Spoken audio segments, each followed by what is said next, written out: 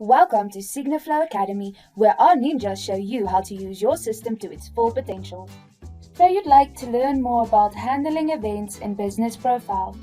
An event is any action that is taken by a user. Step 1 is to go to the correct page, meaning Business Profile.